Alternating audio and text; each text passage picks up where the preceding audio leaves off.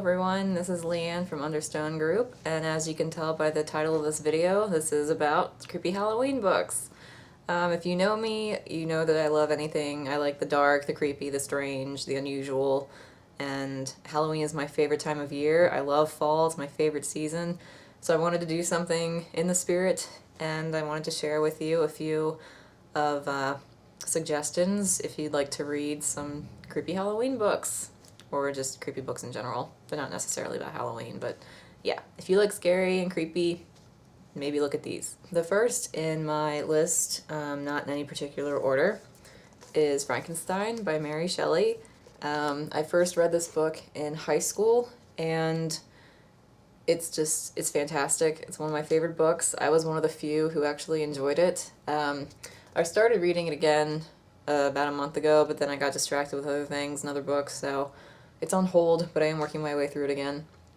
And I just love the concepts. You can't go wrong with the horror of, the doctor bringing back a dead corpse to life, and it escapes, and, stuff hits the fan, and it's fantastic. The concepts are amazing. The writing is, brilliant, and it's just classic horror read. If you haven't read it, you really need to. My next book is one that I found at the beach. Strange enough, is Anne Rice's Interview with the Vampire, Claudia's Story, Art and Adaptation by Ashley Marie Witter. I just happened to see Anne Rice in this new comic book store that's at a beach where my family goes every year, and I started glancing through it, and I fell in love because the artwork is beautiful, and just, reading, from Claudia's point of view, her take on her lifespan as a vampire.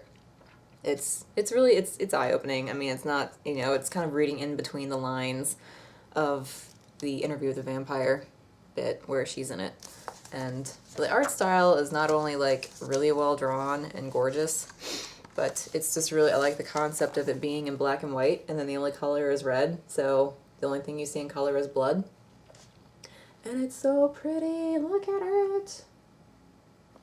It's gorgeous. So yeah, if you're a fan of Anne Rice, Vampire Chronicles, and you haven't read this, buy it. Next, I have a collection of H.P. Lovecraft, Great Tales of Horror, and H.P. Lovecraft cannot go wrong. One of the grandfathers of horror, and you take so many trips down Insanity Lane, and everything's just weird and unusual and awesome, really. I love the book cover, I love the art style. My favorite short story I've read so far, I'm still working my way through it, was Pickman's Model. If you've read my article on the website about my art school experience, you will understand why I like that story. So, yeah, if you haven't read any H.P. Lovecraft and you like horror, what's up with that? It's good stuff. Check it out. Next is another collection book I have, which is Grimm's Fairy Tales. I'm still working my way through it. It's a big book. I'm halfway through it. But yeah, it's, children's fairy tales, dark, bloody twists, what you don't expect, like you've seen in the Disney movies. I like reading the actual, the original versions a bit better because to me, it's kind of like, it's kind of dark humor. I mean, having grown up with the bright, flowery Disney versions and other adaptations that are still just as happy, it's fun reading what they really are supposed to be, and a lot of it's not very pretty, but I like it. Like, for instance, I think the last one I read was Snow White. Was it Snow White? Yeah, Snow White. Let's see. And, this is about the queen, the evil queen. Let's see. What happens to her? Spoiler alert if you don't want to know. I guess skip. Let's see. And when she saw her, she knew her for Snow White, and could not stir from the place of anger and terror, for they had ready red-hot iron shoes in which she had to dance until she fell down dead. There you go. That's what happens to the evil queen in this, and you can learn that and even more of what happens to the characters that you've grown to love so well. I don't know, I just like reading the realistic, you know, not realistic, but the real versions of the stories, like I said. So yeah, Grimm's fairy tales, they're fun reads. Still working my way through, but I'm really, really liking it. My next book is one that I read while I was in university, and upon first seeing it, I didn't expect to be so freaked out by it. It is Blindness by Jos Saramago, and the premise of this book is everyone, sporadically, and then eventually everybody except one person goes blind. And there's all kinds of, like, you know, society breakdown and all kinds of chaos happens. And this one woman can still see. And it gets intense. Like, it's not necessarily, like I said, it doesn't look like a horror book, but it's very scary in some scenes. It's shocking. It has awesome concepts and ideas. The writing's really well done. It was one of my favorite books that I read while I was in university. And it's a winner of a Nobel Prize for Literature, so it's really good. And if you want to read something that's not necessarily nightmares, fairy tale monsters, scary, then I highly suggest this book, because it's really good. My next 3 books are by one of my favorite writers and artists, Edward Gorey, and the first one, which I also mentioned in my top 5 books article on the website, is The Ghastly Crumb Tinies, and I mean, you cannot go wrong with the ABCs of children's deaths. So, and I love the art style. My aunt got me into Edward Gorey when I was in high school, and I've been collecting these little books by Pomegranate ever since, and if I see them anywhere. But The Ghastly Crumb Tinies is also just, you know, dark humor. L is for Leo, who swallowed some tacks, and that's what happened to Leo. And you can read about what happened to other children from A to Z in this delightful little book.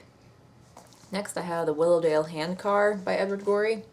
When I first started reading it, I didn't expect it to be kind of like creepy at all until I hit the very end. The very end, last page, it's like, oh, So it's about these 3 friends who, they find this handcar and they start riding it, and they see things, experience things. They can kind of get kind of their insight and read into it, and it's you know, it's a simple little book, but like I said, the end is where it's kind of like hits you, where it's like, so that's what happened. So it's not necessarily like, whoa, oh my god, scary, but it's a nice little book. I like it. My last Edward Gorey book in this collection is The Evil Garden, and it's about a family who goes into a garden and sees strange creatures and plants. Let's see. Like a giant moth. Let's see. The Reverend Mr. Floggle's cloth is being nibbled by a moth. Isn't that nice? But yeah, I love his art. I love Gorey's art style. It's just, you know, it's got the gothic look to it, and you know, it fits right in with creepy reads. So, The Evil Garden. My next book is the most recent scary book I have read, and it is The Woman in Black by Susan Hill. It's kind of a simple story. It's about a lawyer who has to go and do the final paperwork for a woman who has died, and when he reaches this town, he keeps seeing the woman in black. And, you know, it's a simple ghost story. He has to go and stay in the house where this woman died, but it's a really good book. Like, there are, you know, a few scenes where it's just, you know, it's scary, and it leaves you with like the goosebumps, and with me, I get like this weird reaction where if something scares me out of the blue, I get teary-eyed. I don't know if anyone else does that, but I do, and that happened to me a few times in this book, and it's so simple, but so effective. And it's a play. It's been adapted into a play, and then the movie with Daniel Radcliffe, which I still haven't seen. I really want to watch that. Maybe I'll do that this Halloween season to scare me. So, The Woman in Black, though, it's really good, and it has this version has a really pretty cover. It's like woodblock, looks like woodblock print, but this is a good book. My second to last book in this little spiel here is The Haunting of Hill House by Shirley Jackson. This book, I had to read it because it's, you know, one of those classic, you know, scary stories, and I liked it, but then I didn't. The writing gets kind of complicated and hard to follow as the book progresses because I'm sure it's supposed to be reflecting Eleanor losing her mind. And the ending, it ended and I was just kind of like, I didn't feel anything. It didn't leave me with any final emotions except, well, that's that. So, but there are like 2 or 3 scenes in this that are legitimately like scary. I kind of wish that they included it in that horrible, but closest to the book, movie from like, I think it was the 90s, The Haunting, with like Liam Neeson and Catherine Zeta-Jones and Owen Wilson. That's like the closest to this book that I have, you know, seen. But yeah, this is a lot better than that. But like I said, it wasn't my favorite read, but it is a classic. It's one of the classic scary stories. So if you haven't read it, you probably should. And my last book is more so a read for fun kind of book. It's one of the spoof books. It's Jane Slayer, the literary classic with a blood-sucking twist, and it's by Charlotte Bronte and Sherry Browning Irwin. Jane Eyre is one of my favorite books. I included that also in my top 5 books article on the website, and I just wanted to read it because it's, you know, Jane Slayer. And, you know, the premise is, if you don't know, she grows up with her witch of an aunt and her kids, and then she has to go to that awful school, and then she becomes a governess and meets Rochester and all this stuff. But this has, you know, vampires, werewolves. Are the vampires, werewolves, and zombies? I haven't read this. I read this a long while ago. Yeah.